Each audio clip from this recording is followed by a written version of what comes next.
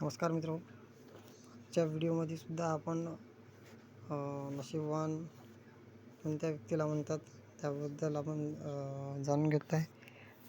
या श्लोकामध्ये सुद्धा सुख कशाला म्हणावे याविषयी सांगितलेले आहे.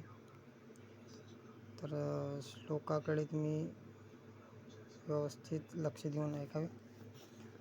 यस्य पुत्रो वशीभूतो भार्या छंदानुगामिनी विभवे यच्च संतुष्टस्तस्य स्वर्ग इहेव हि.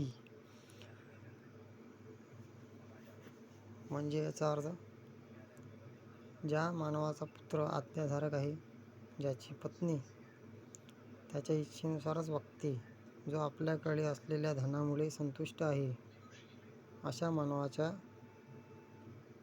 दृष्टीने ही पृथ्वीच स्वर्गासमान असते.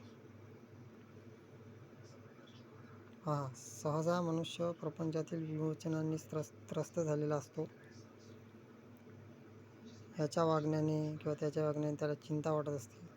त्यातच भर म्हणून कुठल्याही सामान्य मनुष्याला आपल्याला आत्ता मिळत असलेले पैसे अधिक मिळावे असे वाटते. त्यामुळे तो या पृथ्वीतलावर कधीही सुखी नसतो. त्याला हाव असते. म्हणूनच चाणक्य म्हणतात की प्रपंचात सुखी असलेल्या आणि अधिक धनाची लालसा नसलेल्या मनुष्याच्या दृष्टीने या पृथ्वीवरच स्वर्ग अवतरलेला असतो.